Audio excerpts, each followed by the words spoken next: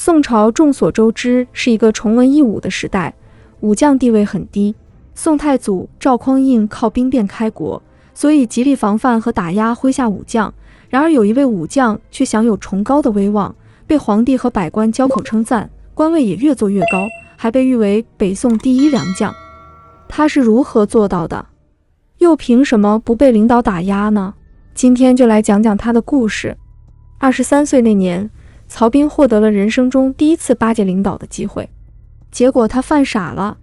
当时赵匡胤深受后周世宗柴荣宠信，被任命为殿前都点检，是皇帝身边的大红人。赵匡胤爱喝酒，而曹彬就是负责茶叶、酒类监控的供奉官。然而曹彬丝毫不肯挪用手中的物资，只说赵大人要是想喝酒，他可以自掏腰包请赵大人喝，但要想从他这里走后门，不好意思没门。赵匡胤由此知道这个年轻的曹大人有些不识抬举。后来发生陈桥兵变，赵匡胤黄袍加身，摇身一变成了大宋的开国皇帝。某天赵匡胤想起这件让他耿耿于怀的事，问曹彬道：咱们是老相识了，朕以前多次想亲近你，你怎么总是疏远朕呢？曹彬答道：陛下，臣曾是后周皇亲，现在又是您的内侄近臣，专心做事，都怕有所过失，怎么敢妄想与您结交呢？一番耿直的话说得不太有情商，但真诚是永远的必杀技。赵匡胤听了反而心中一喜，这小子居然是块木头，但人挺好，是个可用之才。尽管赵匡胤是靠兵变篡夺了周世宗柴荣的江山，但他却从精神上继承了柴荣的遗志，那就是结束5代10国的乱世，收回被割让的燕云16州，进而统一天下。早在周世宗柴荣登基之初，就给国家制定了一个30年计划，其中第一阶段便是耗费10年时间平定天下，统一华夏。可惜天不遂人愿，柴荣壮志未酬，英年早逝。后周的江山传到了柴荣7岁的儿子手上，主少国矣。赵匡胤成了摘果实的那个人。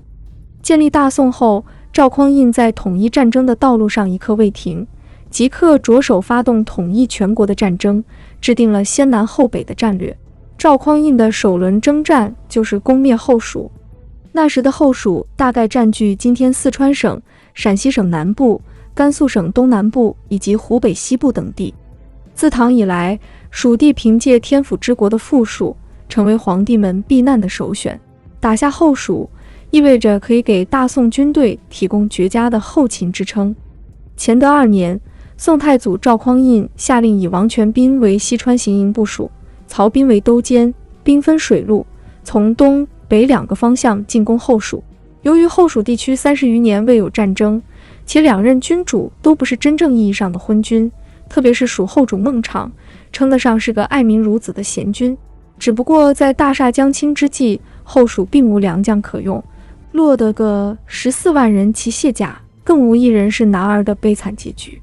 但后蜀朝廷不抵抗，不代表大宋就能轻松拿下这片地方了。如果我们回过头去看宋军的整个战役过程，就会为我们本期故事的主角曹彬捏一把汗。由于蜀地经济富庶，盛产美女，所以自主帅王全斌以下，几乎一半的宋军将士进城后都热衷于劫粮、劫财、劫色，每攻下一城就要大宴3天，掳掠美女，欺压百姓。所以即便宋军已经攻占了后蜀，却极度不得民心。蜀地这地方自古民风彪悍，眼看就要发生民变，值此危急时刻，曹彬身为监军以及水军副总指挥，赶紧严令部下不得进城烧杀抢掠，每攻下一座城池，就安排士兵将城中的妇女、儿童等迁移到集中地点，由宋军派人监督和保护。战役一结束，立即派人慰问百姓，同时组织城内居民有序回家，恢复正常生活。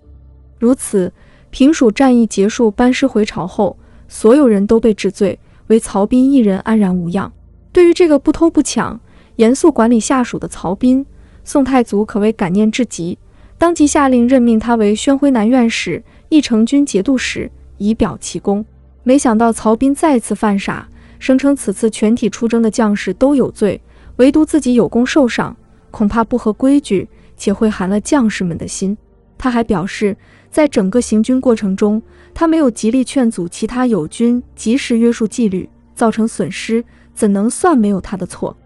于是，在曹彬的一再推辞下，赵匡胤最终选择轻判一众征西将领，为大宋王朝保留能征善战的种子。正所谓傻人有傻福，曹彬多次犯傻后，赵匡胤反而对他越来越倚重。只因曹彬的宽容和友善能为大宋军队的形象加分。在征服了南方多个政权后，一直偏居东南沿海的南唐很快进入了赵匡胤的视线。比起后蜀，南唐实力更加强大。在全盛期，据史料记载，占据东南沿海的南唐人口多达500多万。如果说打后蜀是为了给大宋王朝提供基础的粮食保障，那么收归南唐将为初建的大宋带来更为富裕的经济基础。所以赵匡胤极度重视攻占南唐的一战。为避免发生上次灭后蜀时的打砸抢烧事件，此次攻打南唐，赵匡胤选择曹彬与悍将潘美搭档，以曹彬为主帅。赵匡胤还问曹彬有什么要求可以一并提出来，曹彬随即表示，他准备带一个名叫田钦作的文官上战场，希望皇帝同意。这时站在一旁没拿到主帅头衔的潘美却傻了，因为田钦作在官场上是出了名的小人，实载其为人阴险狡诈，很不被人喜欢。要这么一尊大佛跟着行军，不是找死吗？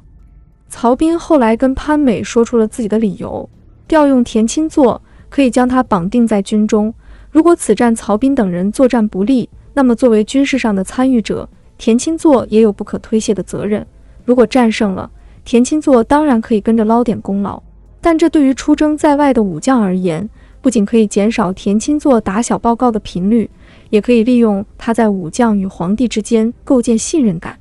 对于曹彬的部署，潘美心服口服。开宝7年，征伐南唐的大军如期开拔，南唐后主李煜也开始做两手准备。尽管此时的南唐在经历了金陵大火后，李氏父子多年经营的富庶局面一扫而空，但为了保住偏安一隅的江山，李煜还是想做最后的尝试。在宋军铁蹄到达之前，他以3番4次遣使，以臣子的身份向宋太祖赵匡胤递交国书，金银财帛，希望对方能暂缓攻势，给南唐君臣一条活路。赵匡胤以卧榻之策，岂容他人酣睡为由拒绝了。于是李煜只能运用外交手段，试图拉拢占据江浙一带的吴越政权，想着抱团取暖，守护东南江山。吴越国君钱弘处却不大明白唇亡齿寒的道理，在李煜的苦苦哀求与赵匡胤许以荣华富贵之间，吴越国选择了后者。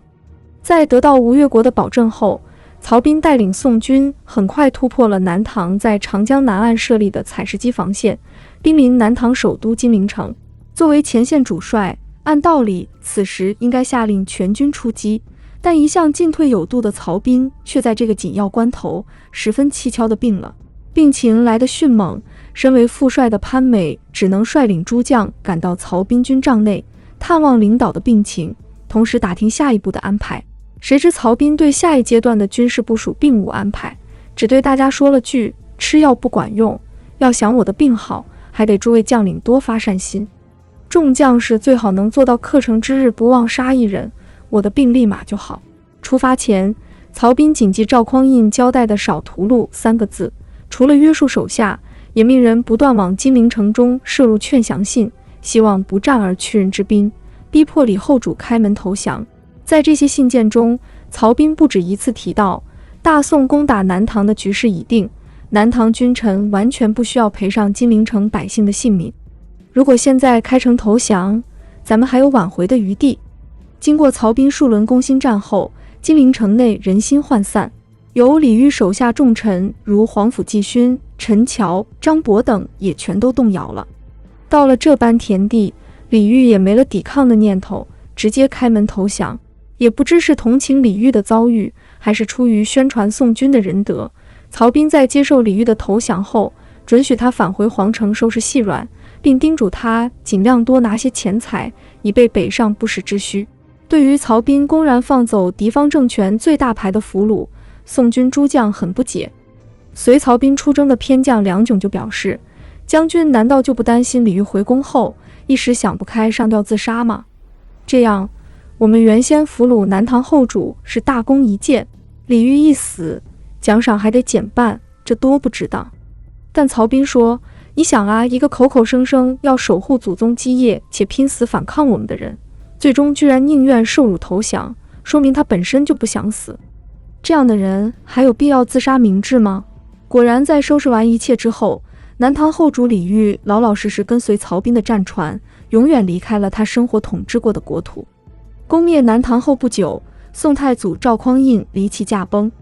继承皇位的是赵匡胤的弟弟赵光义，史称宋太宗。在宋朝的政治压力下，吴越国以及北汉政权最终也没能摆脱亡国的下场，紧随南唐之后献土归降。宋朝基本完成了统一中原的大计划。然而，在偌大的大宋王朝北边，还有一个契丹王朝，也称辽朝。辽朝皇帝特别喜欢在中原认干儿子，后晋高祖石敬瑭就自认儿皇帝，还将具有战略意义的燕云16州割让给契丹，使中原王朝失去了数百年赖以自保的北方屏障。收回燕云16州，从此成了每一位中原王朝君主都梦想完成的终极使命。雍熙3年，趁着辽景宗驾崩，辽朝国家动荡之际，宋太宗下令以曹彬、潘美、杨业等5员大将兵分3路，协同进攻燕云16州。而当时主政的辽朝萧太后在得知宋军由名将曹彬统帅时，则拟定了诱敌深入的方针。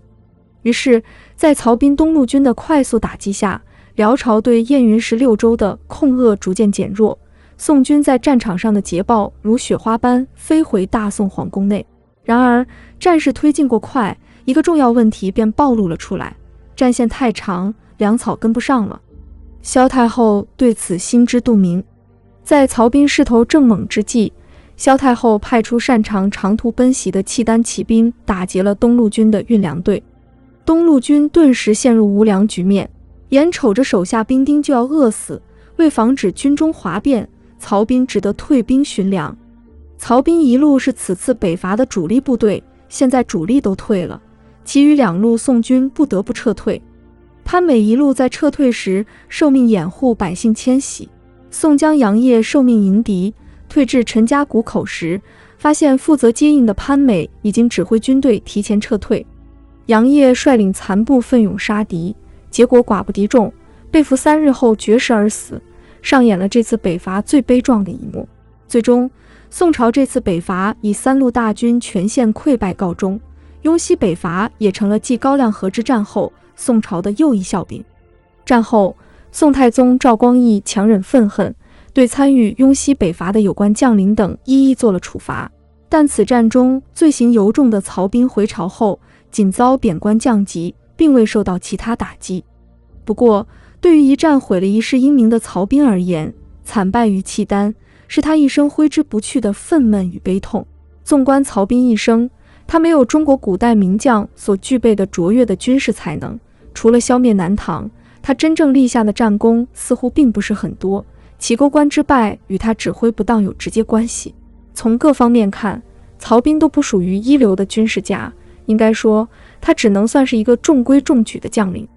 令人惊奇的是，在北宋文人心目中，曹彬简直成了他们理想中完美武将的化身。我们仔细分析当时的记载，就会发现皇帝和士大夫真正看重的是曹彬军事才能之外的东西。曹彬被誉为大宋良将第一，而非猛将、战将，是因为他人品和性格都很好，且为人低调。这才是大宋君臣最看重的品质。正因为曹彬深谙内敛之道，他越来越受到皇帝的器重，官位越做越高，一直做到主管军事的最高长官枢密使。史书上记载，曹彬在枢密院从来没有违背过皇帝的意愿，也不背后议论他人长短。尽管已经位极人臣，曹彬却从来不摆出盛气凌人的样子，仍然能保持平和的态度，从来不对手下人发脾气，不称呼低级官吏的名字。一次手下吏人犯了罪，需要执行杖刑，曹彬1年后才杖责这个吏人。当时没有人知道曹彬延期行刑的原因。后来曹彬解释道，我听说这个人刚娶了媳妇，如果对他杖刑，那那么他父母一定会以为是儿媳妇克夫，就会整天对儿媳妇斥责打骂。因此我将处罚延期执行，也没有违背法令。如果你在职场遇到这样的上司、同事，想必是一件很舒心的事。这个良将第一，反而军事上的才能倒不是那么重要了。